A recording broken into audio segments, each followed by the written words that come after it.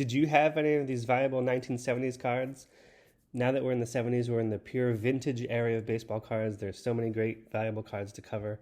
If you're looking to cash out of your collection, be sure to look for these cards.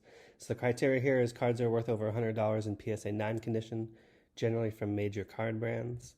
Let's go. 1970. We've got Thurman Munson's rookie card. It's one of those dual rookie cards, which makes it, a little bit more mixed in terms of a card people want to go after, but it's $2,700 in a PSA 9. It's also the only card that qualified for our criteria in 1970. 1971, we've got a card here that's worth $200,000. Stay to the end to find out what it is. You may have it in your collection somewhere. But we've also got the Roberto Clemente for $66,000 and the Ernie Banks for $43,000. Continuing in 1971, we've got Nolan Ryan for $26,000, Steve Garvey for $4,800, and George Foster's rookie for $1,300. 1972, there weren't any cards that met our criteria, which just gives me an opportunity to remind you that here at Sports Cards Edge, we love making money with sports cards. We've got a course that teaches you how to do everything I know to make money with sports cards. Check it out. 1973, we've got the Mike Schmidt rookie card for $6,000. Hank Aaron for $1,400. Basically, any Hank Aaron card from this decade is going to be worth something. And obviously, Roberto Clemente again for $1,400. We've also got Goose Gossage here coming in $600. And then 1974, we got Dave Winfield and Dave Parker. The source I used didn't have PSA 9 values for these. The PSA 9 for Dave Winfield is about $600 at the time of this recording. Dave Parker was over $100, but if you have either of these two cards in good condition, you may want to check out having them graded. 1975, Hank Aaron. It's amazing. This card, I love the design of this card, moving away from 3 years of white borders from Topps to bring in a lot of color. So this Hank Aaron card is worth $7,500 in the PSA 9 condition. We've also got George Brett here for $5,500 and Robin Yount for $3,500. In 1976, we've got Eckersley's rookie for $2,800. He was the only card that qualified from 1976. And then 1977 is just a special year. There are so many cards that meet our criteria. I made a separate video especially about this, but let me cover them here for you right now. So if you were going back to try to cash in on your sports card collection and you could pick one year, I think I would start with 1977 Topps. Let's get into it.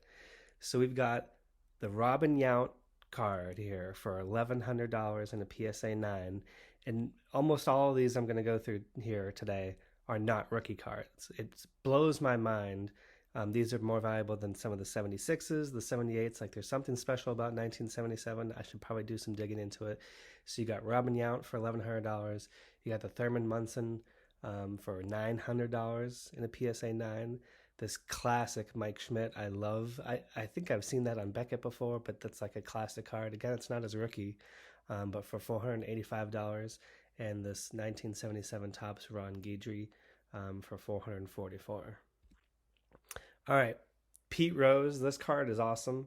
$401 for a PSA 9. We've got Jim Palmer, his 77 for $415. And then Yaz Kolyastrzemski. I'm a big Red Sox fan, so in addition to Star Wars coming out in 77, I think Saturday Night Fever and so forth, these 77 cards are doing awesome. And then I have to say, Mark Fidrick, I didn't really know of him. This is his rookie card. It's worth $300. He was an all-star rookie pitcher for the Detroit Tigers. It was called out as one of the top cards to get from this set. I'm sorry, I guess I don't know much about him. He hasn't hit my radar. I know we're going to see like Steve Carlton and some other pitches in here, but he was not one that came to the top of my radar. The 77 Topps Carlton Fisk for $278. Like, it's blowing my mind how many multi-$100 cards there are here that are not rookie cards. You may have some of these seen in your collection. The Carlton Fisk card, I'll show a bigger picture here in a second, has a great action shot of him defending home plate. Hopefully he made the tag. They got to 77 Dave Kingman for $228. Dave Kingman set the record for the most strikeouts in a single season. I believe he has the most strikeouts in a career, but he was also a pretty good power hitter.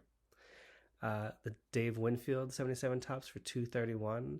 And then Steve Garvey, running out this part here for $202. Now we got the 77 Topps Joe Morgan for $175. That's in PSA 9. George Foster for $124. Rod Carew, we got his $120 for his 77 PSA 9. And Chet Lemon for $119. Again, 1977 is just rocking it. The last two here, we've got the 77 Topps Fred Lynn, good looking card, and in 1977 Steve Carlton, who holds the record, I believe, for the most strikeouts from a left-handed pitcher. So after Nolan Ryan, obviously, for the righty, we got Steve Carlton. 1978, again, continuing the trend of so many valuable cards. At the end of the decade here, we got Nolan Ryan for $2,900, Paul Molitor and Alan Trammell.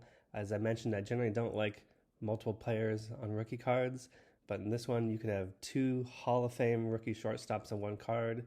It feels a little undervalued to me at $1,100. We got Eddie Murray for $800, George Brett for almost $500, Rod Carew at $330, and Reggie Jackson. We're not done with 1978. We've also got Thurman Munson for almost $200, Collar Stremski for $180, and Rennie Stennett for $166, Dale Murphy, Lou Whitaker, and Jack Morris. So some of these cards you may not think were that valuable if you're going through your collection. Be sure to do this checklist here and see which of these cards you might have. We've also got Johnny Bench, Andre Dawson, Nolan Ryan, Pete Rose again, his record breaker card, and Willie McCovey.